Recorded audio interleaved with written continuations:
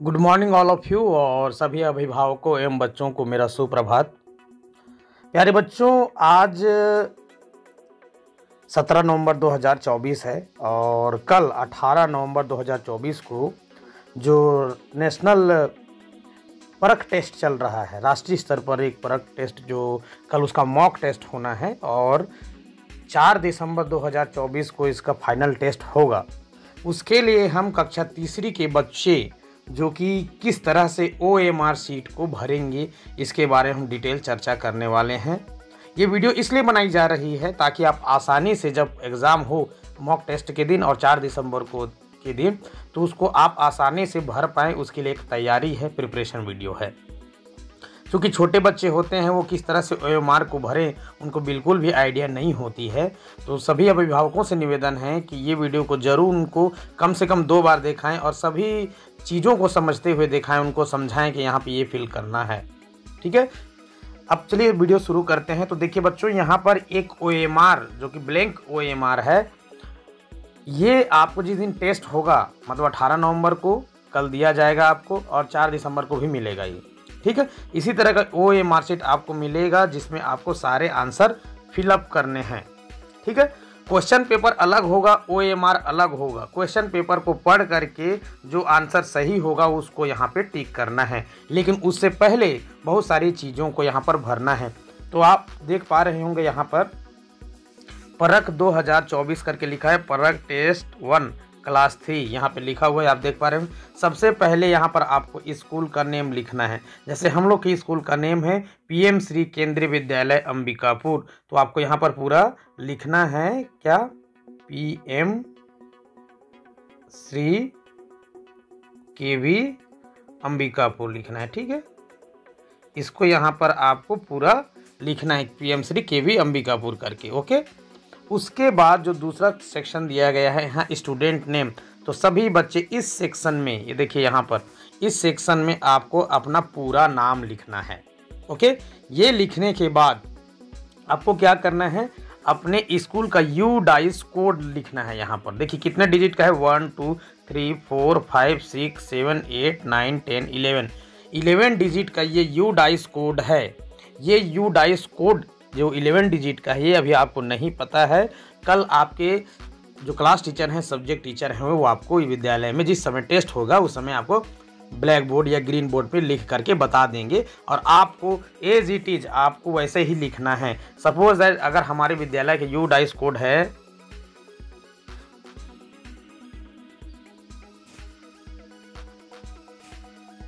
Suppose, मान लीजिए कि ऐसा है हम लोग का UDISE कोड। देखिए ये एक ओरिजिनल नहीं है, है ना, ये सिर्फ उदाहरण के लिए आपको बता रहा हूँ, फॉर एग्जांपल। इस तरह हमें UDISE कोड यहाँ पर लिख देना है। उसके बाद जैसे मैंने यहाँ पर 3 लिखा है, ये देख पा रहे होंगे ये 3 लिखा हुआ है, तो जो 3 लिखा हुआ है उसके नीचे यहाँ पर 0 से लेकर 9 तक के डिजिट लिखे हुए हैं। तो हमको यहाँ पर जो 3 लिखे हैं, ठीक उसके नीचे जो देखेंगे 3 कहाँ पे है, तो आप देख पा रहे होंगे 3 यहाँ पे है। तो 3 पे हमको क्या करना है, पूर्ण रूप से सर्कल करके उसको डार्क कर देना है। ये ऐसे हमने क्या किया, 3 के ऊपर सर्कल कर दिया, पूरा डार्क कर दिया। इसी तरह से सेकेंड वाले को देखो, ये वाला 4 लिखा है, तो 4 इसके नीचे वाले कॉलम में देखेंगे, देखिए ये हुआ 0 1 2 3 4 यहाँ पे है, तो हम 4 को पूरी तरह से क्या कर देंगे, डार्क कर देंगे ऐसे। ठीक है ना। इसी तरह से 5 कहाँ पे है, यहाँ पर देखेंगे 5 वाले सेक्शन के लिए, तो 5 यहाँ पे है। इसी तरह से हम जितने भी और दिखाई दे रही है यहाँ पर 6 7, इसी तरह से सारे, अगर 0 को करना है तो हम 0 को करेंगे, 1 को करना है तो यहाँ पे 1 है, 9 यहाँ पे है, ठीक है, 8 यहाँ पे है, 7 यहाँ पे है, 6 यहाँ पे है और 1 यहाँ पे है और 1 यहाँ पे है। इसी तरह के हम सारे डिजिट को फिल करने हैं एक कॉलम में। ध्यान रहे, एक जो कॉलम दिया गया है यहाँ पे 2 सर्कल किसी भी स्थिति में नहीं करने हैं। सपोज मैंने यहाँ पे 1 पे कर दिया और यहाँ पे 6 कर दिया, तो ये गलत है। जिस लाइन पे लिखा हुआ है उसी लाइन पर हमको यहाँ पर सर्कल करना है, उसी डिजिट पर। अब हम आते हैं यहाँ डेट ऑफ बर्थ पर। डेट ऑफ बर्थ हम कैसे यहाँ पर फिलअप करेंगे, थोड़ा मैं जूम करके दिखा दे रहा हूँ। देखो, सपोज दैट मेरा जन्म तिथि है कितना, 21 मई 2000 2016 है मेरा, ठीक है। कितना है मेरा? 21 में 2016, मतलब 21 मई 2016 अगर मेरा जन्म तिथि है तो मैं इसको कैसे लिखूंगा? मैं लिखूंगा इसको यहाँ पे, ये जो सेक्शन दिखाई दे रहा है यहाँ पे लिखूंगा। देखो यहाँ DDMMYY लिखा हुआ है। इसका मतलब है DD का मतलब होता है डेट, DD का मतलब क्या है यहाँ पर? डेट। MM का मतलब हो गया मंथ, और YY का मतलब हो गया ईयर, ठीक है। ये समझ में आई आपको? डेट, मंथ और ईयर। तो हमको यहाँ पूरा डिजिट में लिखना है। जैसे DD मतलब 21 मई, ये हमारा डेट है, तो यहाँ पर 21 लिख देंगे, 21 मई 21। उसके बाद मंथ, तो बेटा मंथ कौन से नंबर का मंथ है? जिनके देखो जनवरी, फरवरी, मार्च, अप्रैल, मई, 5th नंबर का मंथ है ये, ठीक है। ये कौन सा नंबर का मंथ है? ये 5th नंबर का मंथ है। चूंकि अभी जिसका जन्म अगर नवंबर में होगा तो 11 नंबर का मंथ हो जाएगा, और दिसंबर 12th नंबर का मंथ होता है। चूंकि मेरा जन्म तिथि अगर 21 मई 2016 है, 21 में 2016 है, तो जो मई है वो 5th नंबर का मंथ है। तो यहाँ पर हम क्या लिखेंगे? 05 लिखेंगे, ठीक है। चूंकि हमको 2 डिजिट में फिलअप करना है, इसलिए 5 से पहले हम 0 लगा देंगे, 0 और 5। मान लो अगर आप नवंबर में आपका हुआ है या दिसंबर में हुआ, तो नवंबर के लिए हम 1111 लिख देते वहाँ पे। अगर दिसंबर में हो तो 1212 लिख देते, ठीक है। इसी तरह से इसको हम फिलअप करते चलेंगे। तो अभी हमारा जन्म तिथि 21 मई 2016 है, तो हम 21 और 05, अब 2016 में मेरा अगर जन्म हुआ है तो हम क्या लिखेंगे? यहाँ पर 2016 नहीं लिखेंगे पूरा, ठीक है, क्योंकि यहाँ पर 2 digit, only 2 digit you have to fill. तो यहाँ पर 1 और 6 लास्ट में जो है 16 2016 का, 2016 का 16, तो यहाँ पर हम 1 और 6 लिख देंगे। होप यू अंडरस्टैंड, है ना। तो यहाँ पर क्या हो गया? 210516 हम यहाँ पर लिख देंगे, और फिर इसको हम लोग क्या कर देंगे? डार्क करेंगे। 2 के नीचे यहाँ पर देखो 2 कहाँ पे है? यहाँ पे है, तो इसको हम सर्कल करके पूरा फिलअप कर देंगे। 1 कहाँ है? तो ये 1 यहाँ पे है। 0 कहाँ है? तो 0 यहाँ पे है। इसके लिए अब पूरा फिलअप करेंगे, आधा अधूरा नहीं करना है ना, तो गलत हो जाएगा। इसके नीचे 5 ढूंढेंगे, यहाँ पे है 5, ये देखो 5 कर लिए। उसके बाद 1 इसके नीचे, ये यहाँ पे 1 है, ये 1, और 6 कहाँ पे है? तो 6 यहाँ पे है। इसको पूरा फिलअप कर लेंगे अच्छे से। ये हमारा डेट ऑफ बर्थ वाला सेक्शन पूरा भरा चुका है, ठीक है। ये पूरा भरने के बाद देखिए हमने यूडाइस कोड फिलअप कर दिया, डेट ऑफ बर्थ फिलअप कर दिया, ठीक है। उसके बाद हम तीसरे नंबर चीज में आते हैं, जहाँ पे हमको आधार नंबर फिल करना है, ठीक है। आधार नंबर फिलअप करना है। तो प्यारे बच्चे, आप सभी लोग अपने मम्मी पापा से पूछ लीजिए कि आपका आधार नंबर क्या है, मतलब बच्चे का आधार नंबर क्या है, जो है ना। तो आप उसको अपनी डायरी में लिख करके ले आइए कि आपका आधार नंबर क्या है, ठीक है। जिस दिन टेस्ट होगा उस दिन उसको देख करके आप यहाँ पर लिख सकते हैं।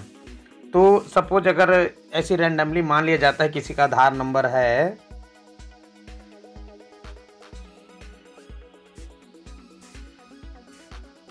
मान लीजिए कि किसी बच्चे का आधार नंबर है इस तरह से, ये एक उदाहरण के लिए बता रहा हूँ, ये ओरिजिनल आधार नंबर किसी का नहीं है, ठीक है। सभी बच्चे को अपने आधार कार्ड का नंबर यहाँ पर फिलअप करना है। पेरेंट्स आप लोगों से निवेदन है कि बच्चे की डायरी में लिख करके भेज दीजिए, है ना। अब जैसे आधार नंबर, तो जैसे बेटा हमने डेट ऑफ बर्थ में फिल किया, यूडाइस नंबर फिल किया, सिमिलरली उसी तरह से आपको यहाँ पर 3 लिखा हुआ है, तो यहाँ पर हमको 3 ढूंढना है और इसको सर्कल कर देना है पूरा।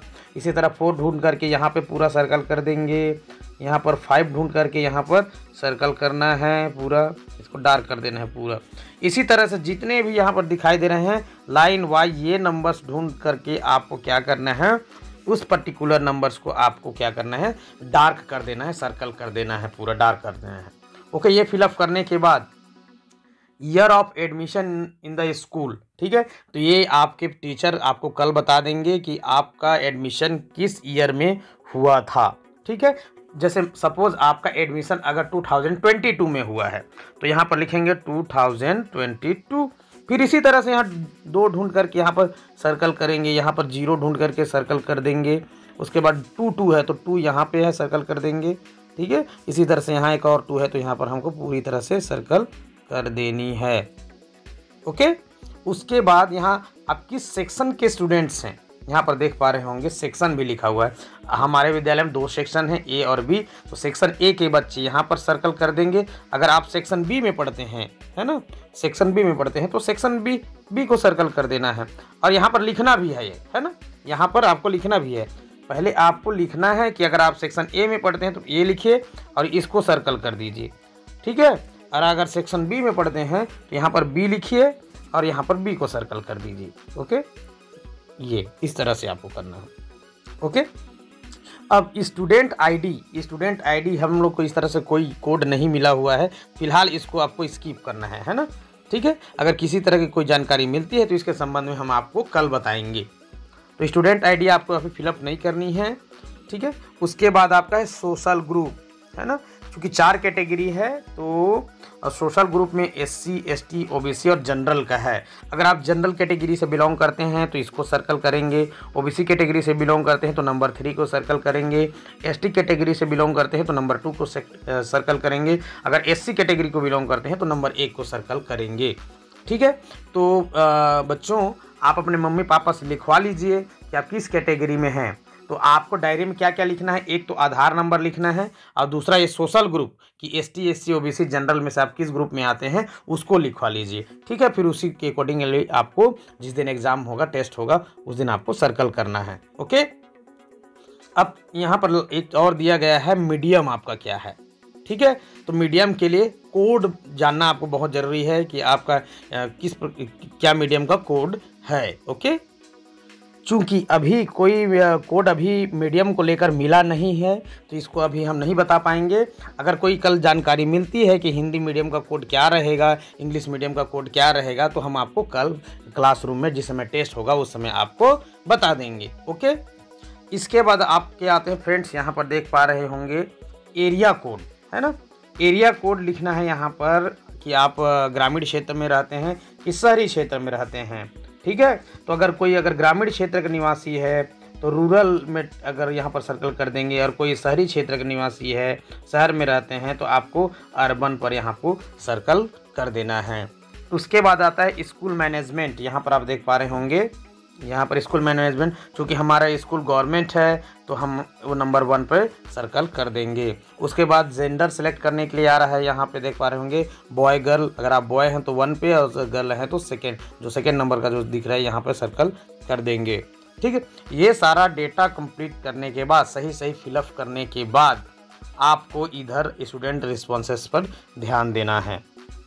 ओके, एक चीज़ और है, अगर आप इस कैटेगरी को बिलोंग करते हैं तो सपोज देखिए यहाँ पर LDACWSN ये किसी स्पेशल चाइल्ड के लिए ही होता है ना। मान लीजिए कोई किसी तरह कोई हैंडीकैप है या फिर कोई और, यहाँ पर दिए गए हैं इसके कोड देखिए, disability, locomotor disability, visual impairment, hearing impairment, इसी तरह से स्पीच लैंग्वेज डिसेबिलिटी, इस तरह से और दिए हैं। तो जो इस कैटेगरी को अगर बिलोंग करते हैं ऐसे बच्चे, है ना, अगर कोई हैंडीकैप है और जो दिया गया है जैसे रिमार्क में, उसी के अकॉर्डिंगली आपको यहाँ पर टिक करना है, अदरवाइज इसको नहीं करना है।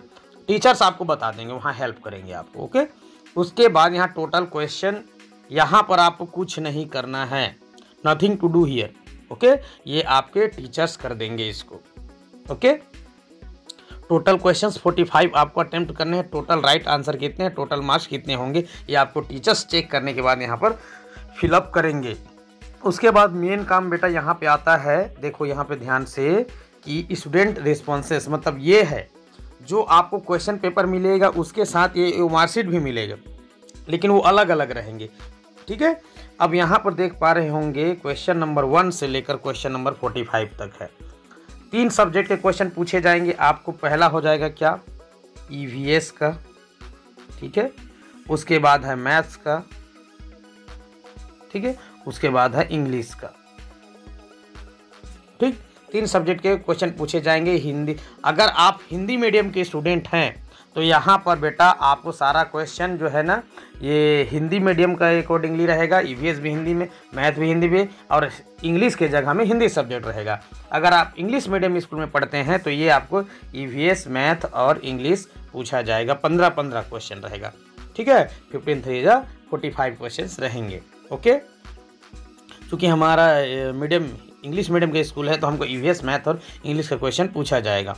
अब सपोज़ कि आपका क्वेश्चन जो दिया गया है, क्वेश्चन नंबर 1 आपने पढ़ा, वहाँ पे 4 ऑप्शन हैं, तो वहाँ आपको टिक नहीं करना है बल्कि यहाँ टिक करना है।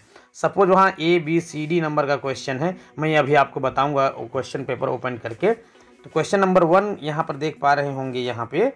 तो सपोज अगर क्वेश्चन नंबर 1 का आंसर C नंबर का आंसर सही है तो आपको C नंबर पे यहाँ पर पूरी तरह से क्या करनी है, सर्कल करना है ऐसे, ठीक। इसी तरह से अगर क्वेश्चन नंबर 2 में B नंबर का ऑप्शन सही है तो हमको B नंबर को यहाँ पर सर्कल करना है ऐसे। ये जो आपको ब्लैंक बॉक्स दिख रहा है यहाँ पर आपको कुछ नहीं करना, उसको एज इट इज खाली रहने देना है। अब देखिए मैं एक क्वेश्चन पेपर निकाल करके बता रहा हूँ। तो प्यारे बच्चों ये देख पा रहे होंगे एक क्वेश्चन पेपर है ना। ये एक क्वेश्चन हम इसको देखेंगे, ठीक है। यहाँ पर देख पा रहे होंगे, यहाँ पर दिया गया है ये इन्वायरमेंटल स्टडीज़ का क्वेश्चन है, ठीक है। और इसको किस तरह से हमको सॉल्व करना है आप देख पा रहे होंगे। यहाँ क्वेश्चन दिया है, how does light travel if it does not hit an object, ठीक है। क्वेश्चन है, यहाँ पर 4 ऑप्शन दिया है, इरेक्ट, स्ट्रेट, डायगोनली और नॉन ऑफ दिस, ठीक है। अगर इसमें से लगता है कि आपको C नंबर का आंसर सही है, C नंबर का ऑप्शन सही है, या B नंबर का सही है, या A नंबर का सही है, तो ये क्वेश्चन को देख करके आपको उस OMR में फिल करनी है। जैसे मैं सपोज मैंने जो क्वेश्चन 1 पढ़ा उसको लगता है कि मुझे नंबर C का ऑप्शन सही है, तो मुझको वहाँ पर देख करके यहाँ पे सर्कल हमको डार्क करना है, ठीक। इसी तरह वहाँ क्वेश्चन नंबर 2 को पढ़ा और वहाँ पे लगा कि नहीं D नंबर का सही है, तो हम D नंबर को सर्कल कर देंगे। इसी तरह से 1 बाय 1 क्वेश्चन है, subject wise, question number wise, ठीक है। आप उसके अकॉर्डिंगली आपको यहाँ पर सारा चीज़ को यहाँ पर आपको करते जाना है और कोई क्वेश्चन स्किप नहीं करनी है और कुल मिलाकर 45 क्वेश्चन अटेम्प्ट करना है। ओके, तो होप कि आप समझ पा रहे होंगे कि किस तरह से हमको ये सभी चीज़ों को समझते हुए OMR फिलअप करना है और स्टूडेंट्स रिस्पॉन्सेस में सही सही आंसर हमको यहाँ पर सही ऑप्शन पे यहाँ पर सर्कल करना है। क्वेश्चन पेपर पे सर्कल नहीं करना है, OMR सीट, ये जो आपको दिखाई दे रहा है ना, यहाँ क्या लिखा है, ये OMR सीट है। इस OMR सीट पर हमको क्या करना है, यहीं पे सर्कल करना है, यही हमको आंसर देना है। क्वेश्चन पेपर को सिर्फ हमको पढ़ना है, वहाँ पर देख लेना है कि कौन सा आंसर C नंबर का या D नंबर का क्या सही है और उसको इस OMR सीट पर हमको क्या करना है, सर्कल करना है। होप कि आप सभी समझ गए होंगे। इस वीडियो को कम से कम आप 2 बार देख लीजिए शुरू से आखिरी तक, ताकि और आपको अच्छे से समझ में आ जाए। बाकी कोई भी अगर डिफ़िकल्टी होगी तो कल 18 नवंबर को मॉक टेस्ट है, इसका रिहर्सल होगा और 4 दिसंबर को आपका एग्ज़ाम भी होगा, टेस्ट भी होगा। तो डेफिनेटली आपको इसको अच्छे से समझते हुए धीरे धीरे करना है। ओके, तो मिलते हैं